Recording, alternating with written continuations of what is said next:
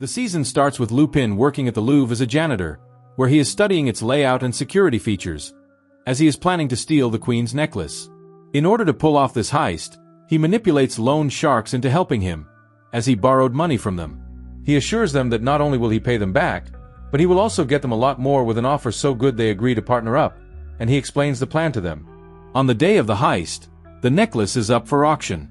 Lupin goes in as a buyer, while the rest of the crew get in as janitors.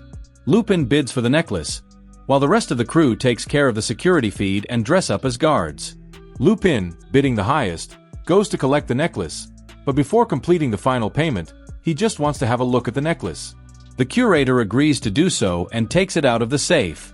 As he looks at the necklace, the loan sharks, dressed as guards, attack them, and they steal the necklace.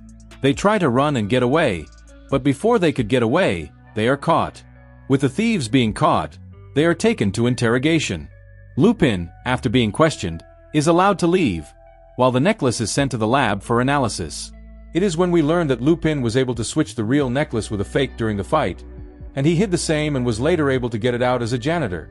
We finally learn that he is a master burglar, and all the personas created for the heist were fake.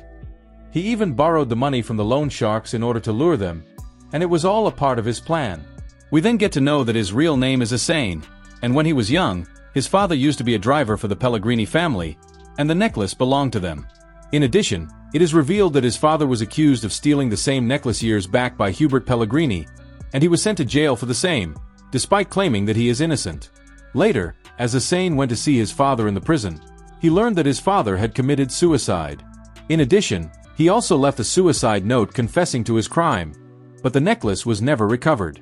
While the last birthday gift which his father left for him was a book on Lupin, the gentleman burglar, so when he found out that the same necklace had returned back to the Pellegrini family, claiming that they reassembled it by getting various pieces of it from different corners of the world, he knew that he had to steal the same.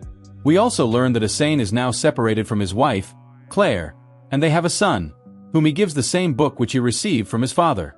Asane, having the necklace with him, gets to know that the necklace was never taken apart, so the story that the Pellegrini family assembled it was false, and this leads him to believe that the necklace was never stolen. Asane, wanting to know the truth about his father, decides to meet Juliette Pellegrini, daughter of Hubert Pellegrini. He sends her a stone from the necklace and asks her to meet. Juliette shows up for the meeting, but the meeting is being surveilled by the police. Juliette, seeing Asane, was able to recognize him. Juliette tells Asane that the necklace was never taken apart, and they only push the story in order to create a buzz so that it attracts more buyers. She further lets him know that her father, in fact, bought the necklace 5 years back from a South African smuggler.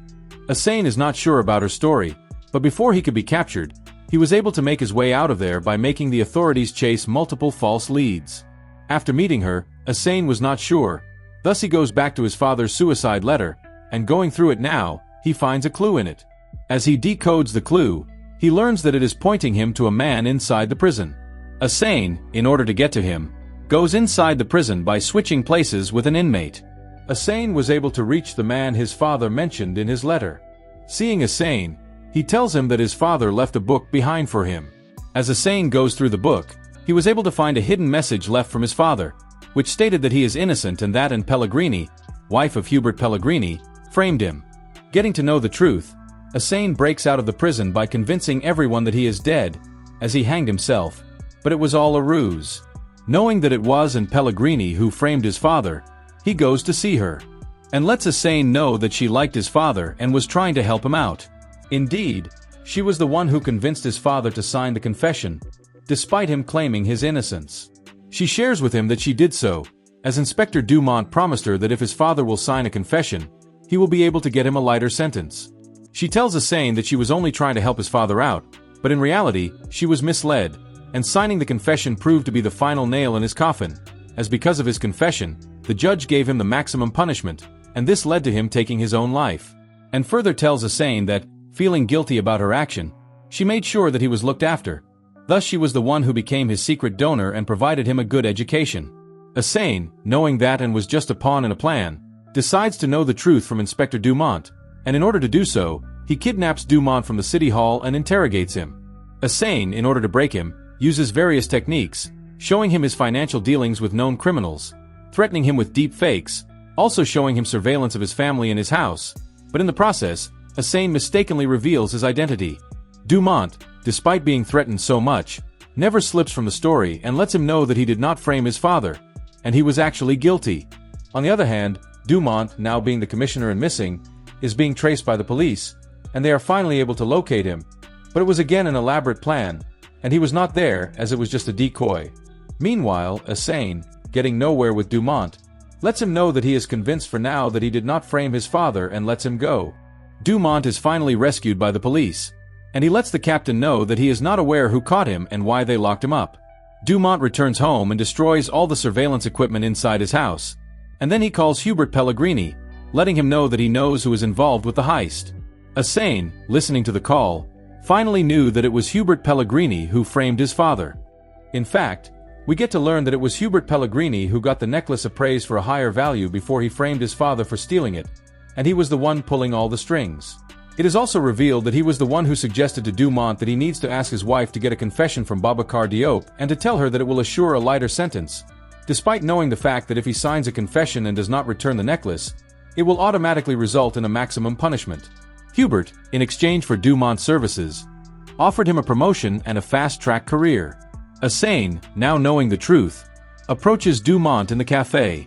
Dumont, knowing that Hussein heard his conversation, lets him know that he will give him the name of a reporter who can help him take down Hubert Pellegrini, and he directs Hussein towards an investigative reporter, Fabienne. Hussein approaches Fabienne, who used to be an investigative journalist, and with her stories, she has taken down quite big names. But when she went after Pellegrini, he destroyed her career and spread rumors about her, which made her sound crazy. As a result, no one was willing to hire her, and now she has hit rock bottom. Hussein was able to convince her that he has also been wronged by Pellegrini, and he wants the world to know how crooked he is.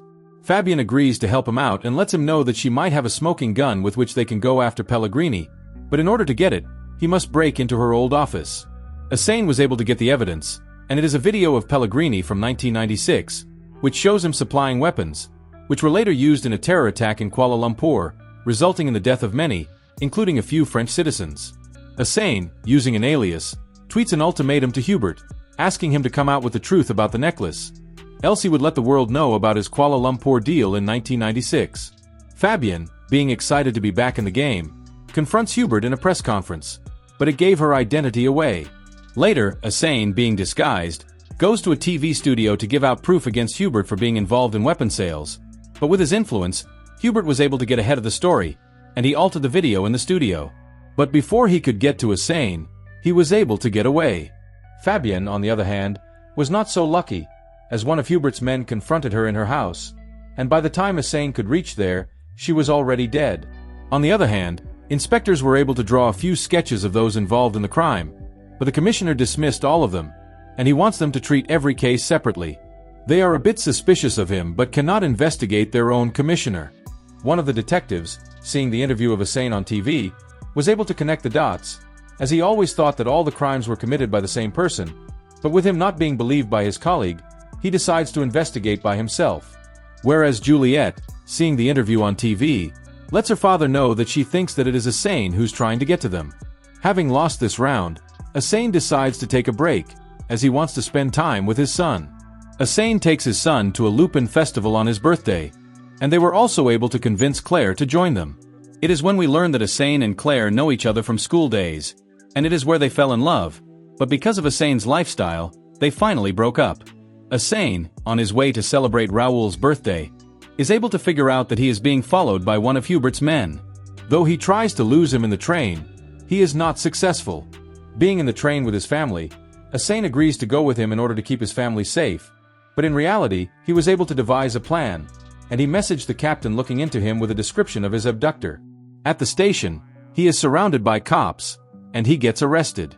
Hussein even planted a diamond from the stolen necklace on him so that he is jammed up, but because of his connections, he was able to get out within hours, and the captain is quite frustrated with Dumont, as because of him, they were not able to interrogate Leonard. Hussein spends time with his family, walking along the sea. As Raoul goes to look for treasure, with Raoul away, Hussein and Claire have an argument, and she wants him to get out of this life. Meanwhile, Raoul is kidnapped by Leonard.